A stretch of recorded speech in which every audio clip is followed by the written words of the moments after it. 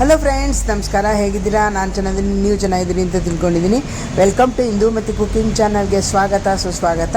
ಈ ದಿನ ನಾನು ಬಟಾಣಿಯಿಂದ ಮಸಾಲ ಸಾಂಬಾರನ್ನು ಮಾಡ್ತಾಯಿದ್ದೀನಿ. ಅಂದರೆ ಇದ್ಕಿದ ಬೇಳೆ ಸಾರು ಮಾಡಿದ ಹಾಗೆಯೇ ಇದನ್ನು ಮಾಡೋದು. ಬಟಾಣಿಯನ್ನು ಇದ್ಕೋ ಕೆಲಸ ಇಲ್ಲ, ಹಾಗೆ ಮಾಡೋದು.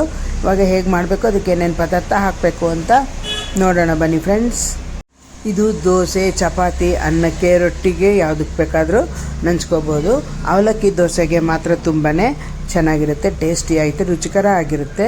ಇದನ್ನು ಹೇಗೆ ಮಾಡೋದು ಅಂತ ನೋಡ್ಕೊಂಡು ಬರೋಣ ಬನ್ನಿ ಫ್ರೆಂಡ್ಸ್. ಮೊದಲಿಗೆ ಈ ಲೋಟದಲ್ಲಿ ಬಟಾಣಿಯನ್ನು ರಾತ್ರಿಯೇ ನೆನೆಸಿ ಇಟ್ಕೊಂಡಿದ್ದೆ. ಇವಾಗ ನೆಂದಿದೆ, ಅದನ್ನು ತೊಳೆದು ಬಿಟ್ಟು ನೀರು ಬಗ್ಗಿಸ್ಕೊಂಡ್ಬಿಡೋಣ. ಒಲೆ ಮೇಲೆ ಕುಕ್ಕರ್ ಇಟ್ಬಿಟ್ಟು ಒಂದು 2 ಟೀ ಸ್ಪೂನ್ನಷ್ಟು ತುಪ್ಪನ ಹಾಕಬೇಕು. ತುಪ್ಪ ಹಾಕಿದ್ರೆ ತುಂಬಾ ಟೇಸ್ಟಿಯಾಗಿರುತ್ತೆ ಅಂತ ತುಪ್ಪ ಹಾಕೋದು. 2 ಟೀ ಸ್ಪೂನ್ನಷ್ಟು ಎಣ್ಣೆ, ತುಪ್ಪ 2 ಟೀ ಸ್ಪೂನ್ನಷ್ಟು ಎಣ್ಣೆ 2 ಟೀ ಸ್ಪೂನ್ನಷ್ಟು ಹಾಕಿ ಅದಕ್ಕಾದ ನಂತರ ಅದಕ್ಕೆ ಸಾಸಿವೆ ಕಾಳನ್ನು ಹಾಕೋಣ. ಸಾಸಿವೆ ಕಾಳು ಹಾಕ್ಬಿಟ್ಟು ಅದು ಪಟ್ಪಟ ಅಂತ ಸಿಡಿತಾ ಇರಬೇಕಾದ್ರೆ ಜೀರಿಗೆಯನ್ನು ಕೂಡ ಹಾಕ್ತಾಯಿದ್ದೀನಿ. ಜೀರಿಗೆ ಒಂದು ಸ್ವಲ್ಪ ಹಾಕಿಬಿಟ್ಟು ಅದ್ರ ಜೊತೆಗೆ ಹಾಕೋದು. ಅದು ಹಾಕಿದ್ದಾದಮೇಲೆ ನಂತರ ಅದು ಸ್ವಲ್ಪ ಫ್ರೈ ಆಗಿದ್ದಾದಮೇಲೆ ಕರಿಬೇವಿನ ಸೊಪ್ಪನ್ನು ಹಾಕಬೇಕು. ಕರಿಬೇವಿನ ಸೊಪ್ಪನ್ನು ಹಾಕಿಬಿಟ್ಟು ನಾನು ಇವಾಗ ಬಟಾಣಿ ನೆನೆಸಿ ತೊಳೆದು ಇಟ್ಕೊಂಡಿದ್ದೀನಲ್ಲ, ಆ ಬಟಾಣಿಯನ್ನು ಅದರೊಳಗೆ ಇವಾಗ ಹಾಕೋದು.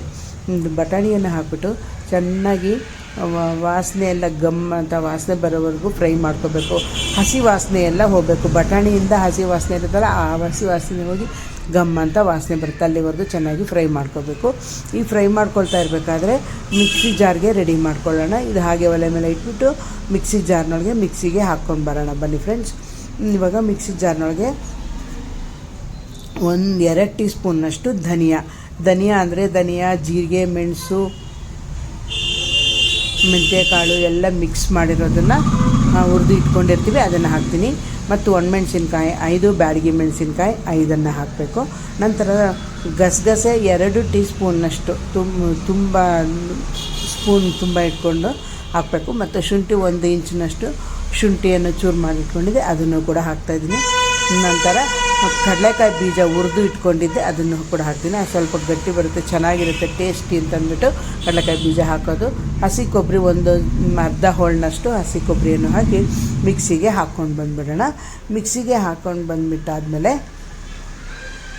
ಇವಾಗ ಅದನ್ನು ಅದು ಒಲೆ ಮೇಲೆ ಬೇಯ್ತಾ ಇರುತ್ತಲ್ಲ, ಅದಕ್ಕೆ ಹಾಕಬೇಕಾಗುತ್ತೆ. ಇವಾಗ ನೋಡಿ, ಮಿಕ್ಸಿಗೆ ಹಾಕಿರೋದು ಆಗಿದೆ. ಒಲೆ ಮೇಲೆ ಕುಕ್ಕರು ಬಟಾಣಿ ಹಾಕಿದ್ದೀನಲ್ಲ, ಅದು ಹಸಿಯ ವಾಸನೆ ಎಲ್ಲ ಇವಾಗ ಮಿಕ್ಸಿಗೆ ಹಾಕುವಷ್ಟರೊಳಗೆ ಹಸಿ ವಾಸನೆ ಎಲ್ಲ ಹೋಗಿರುತ್ತೆ. ಇವಾಗ ಈ ಮಸಾಲೆಯನ್ನು ಹಸಿ ಬಟಾಣಿಗೆ, ಕುಕ್ಕರ್ನೊಳಗೆ ಬೇಯ್ತಾ ಇರುವಂತಹ ಬಟಾಣಿಗೆ ಹಾಕಿರ್ತಿದ್ದಾರೆ. ಪೇಸ್ಟಿಯಾಗಿ ಚೆನ್ನಾಗಿ ರುಬ್ಕೊಂಡು ಬಂದಿದ್ದೀನಿ. ಇವಾಗ ರುಬ್ಬಿರುವಂತಹ ಮಸಾಲೆಯನ್ನು ಇದರೊಳಗೆ ಹಾಕಿದ್ದೀನಿ. ಹಾಕಿಬಿಟ್ಟು ಮಿಕ್ಸಿ ಜಾರ್ನ ತೊಳೆದ್ಬಿಟ್ಟು ಆ ನೀರನ್ನು ಕೂಡ ಇದರೊಳಗೆ ಹಾಕಿಬಿಟ್ಟು ಚೆನ್ನಾಗಿ ಫ್ರೈ ಮಾಡ್ಕೊಳ್ಳೋಣ. ಅಂದರೆ ಮಗ್ಗಿಸ್ಕೋಬೇಕು. ಅದು ಹಸಿ ವಾಸನೆ, ಮಸಾಲೆಯ ಹಸಿ ವಾಸನೆ ಹೋಗೋವರೆಗೂ ಚೆನ್ನಾಗಿ ಮಗ್ಗಿಸ್ಕೋಬೇಕು. ಚೆನ್ನಾಗಿ ಮಗ್ಗಿಸ್ಕೊಂಡು ವಾಸನೆ ಬರೋವರೆಗೂ ಮಗ್ಗಿಸಿದ್ದಾದಮೇಲೆ ಅದಕ್ಕೆ ನೀರನ್ನು ಹಾಕೋಣ. 1-2 ಲೋಟದಷ್ಟು ನೀರನ್ನು ಹಾಕಿ ಮಿಕ್ಸ್ ಮಾಡಿಕೊಂಡು ಇವಾಗ ಕುಕ್ಕರ್ ಮುಚ್ಚಳನ ಮುಚ್ಚೋಣ. ಕುಕ್ಕರ್ ಮುಚ್ಚಳನ ಮುಚ್ಚಿಬಿಟ್ಟು ಒಂದು 4 ವಿಷಲ್ ಬರೋವರೆಗೂ ಬಿಡಬೇಕಾಗುತ್ತೆ.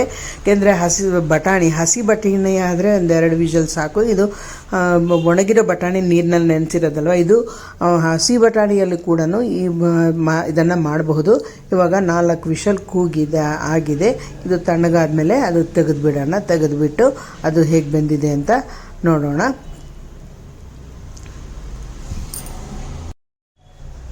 ಇವಾಗ ತೆಗ್ದಿರೋದಾದಮೇಲೆ ಮಿಕ್ಸ್ ಮಾಡ್ಕೊಳ್ಳೋಣ. ಚೆನ್ನಾಗಿ ಮಿಕ್ಸ್ ಮಾಡ್ಕೊಂಡ್ಬಿಟ್ಟು ರುಚಿಗೆ ತಕ್ಕಷ್ಟು ಉಪ್ಪನ್ನು ಹಾಕೋಣ.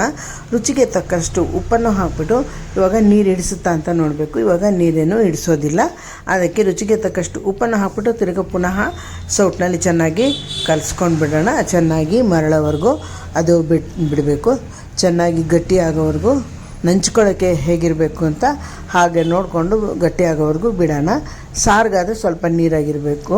ಅನ್ನಕ್ಕಾದರೆ ಇದು ದೋಸೆಗೆ ಆಗೋದ್ರಿಂದ ಇನ್ನೂ ಸ್ವಲ್ಪ ಗಟ್ಟಿ ಆಗೋವರೆಗೂ ಬಿಡೋಣ. ಇವಾಗ ಗಟ್ಟಿ ಆಗಿದೆ. ಬಟಾಣಿ ಮಸಾಲೆ ಸಾಂಬಾರು ರೆಡಿ. ಅಂದರೆ ಬಟಾಣಿಯಿಂದ ಇದ್ಕಿದ ಬೇಳೆ ಸಾರು ತರಹ ಮಾಡಿರೋದು.